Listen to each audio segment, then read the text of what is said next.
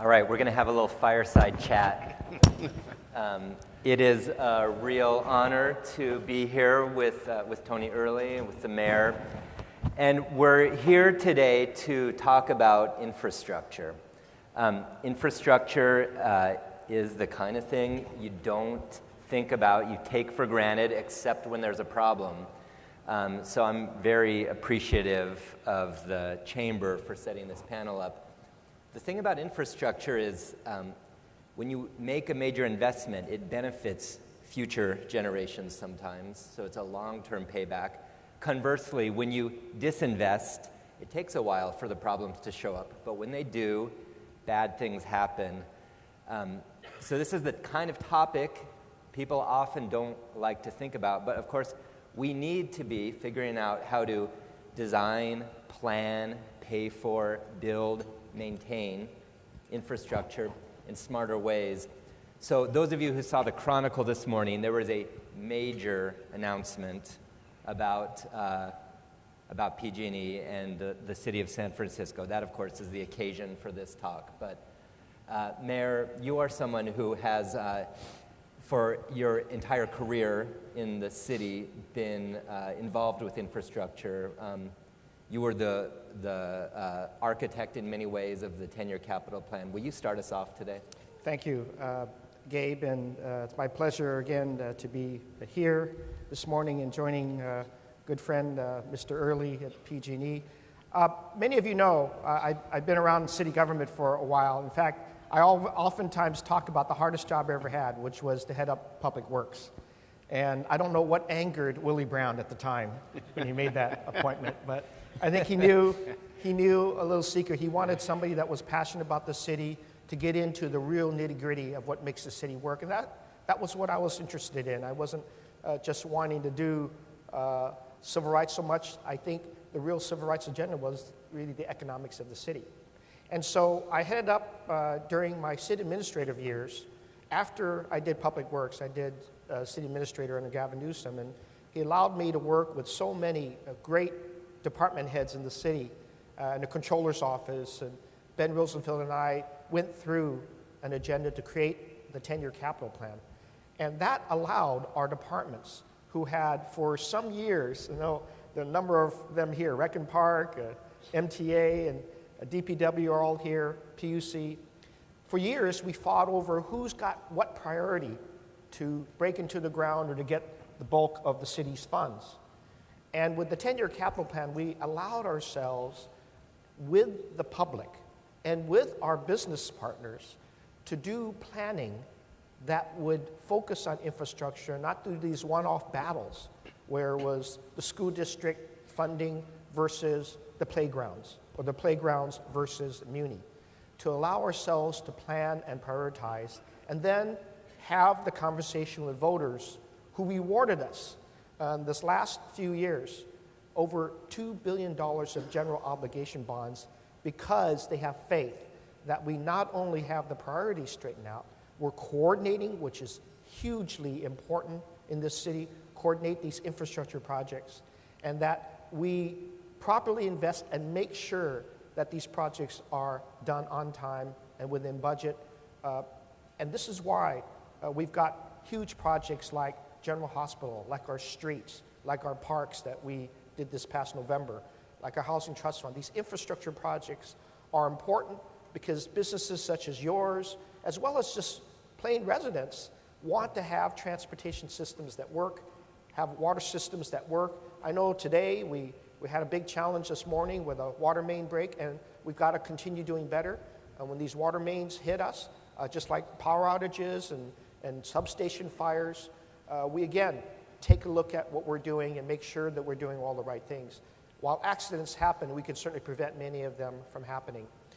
I do know for a fact that one of the motivations I had, both as city administrator and now as mayor, is that we've got to prepare for the next big disaster. And this is a lesson that we learn time and time again. Every city has to invest properly in that. And that's why healthcare, hospitals are being invested in properly, or not only our general hospital, but UCs, Chinese hospital, CPMC, as you see the beat poll, is incredibly important.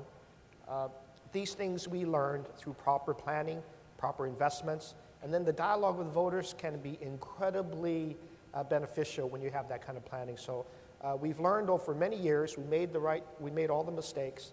At the same time, I do think, and I'm very excited about PG&E's pronouncement because, again, it just reflects a tremendous focus on what they, as a private utility company, does in concert with the city. And you can bet that the biggest challenge that we're going to have, Tony, is the coordination, so that we don't break up the streets more than once, but that we do something else at the same time. We allow private industry maybe to put in some fiber when we're breaking up the streets and kind of make that an asset that we can all use even more than what we do today. All right, thank you, Mayor. So, Tony, PG&E operates an enormous network of infrastructure. Will you share some thoughts about this?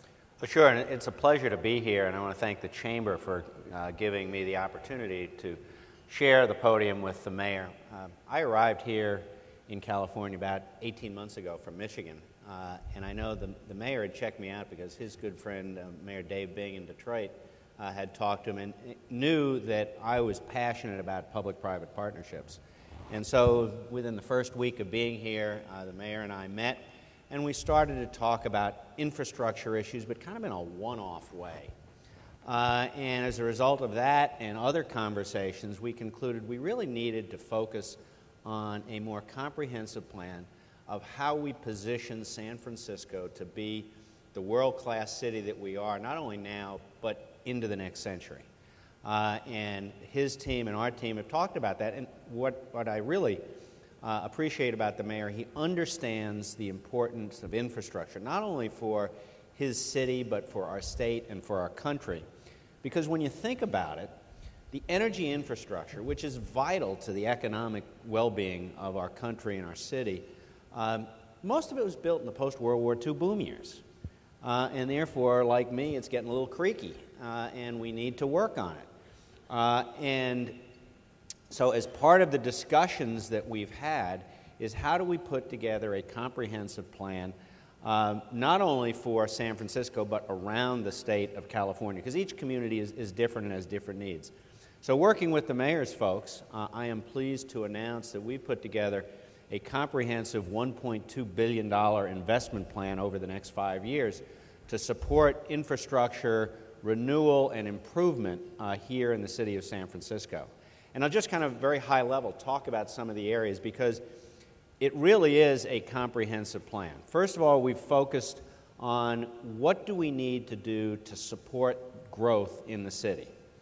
And there are areas of the city that the Mayor and his team have really focused on to try and stimulate growth. I can remember when I was a young naval officer stationed at Mare Island Naval Shipyard, I'd come into the city. There were parts of south of Market that even the sailors wouldn't go into. And today, of course, it's a vibrant area.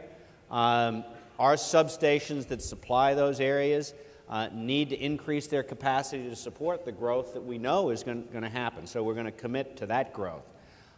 So that's important. And also making sure we have got improved reliability to make sure we have a very vibrant downtown business community. But we haven't forgotten the neighborhoods.